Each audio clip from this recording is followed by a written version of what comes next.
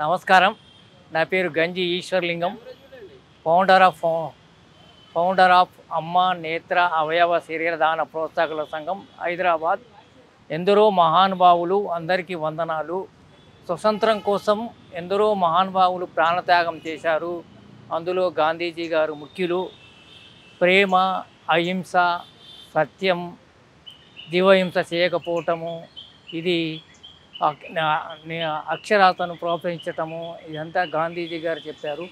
వారి యొక్క అడుగుజాడలో మనం అందరము నడిచి ఈ భారతదేశాన్ని సుఖశాంతి సౌఖ్యముగా నడిపించాలని మనం అందరం ఆశిద్దాము.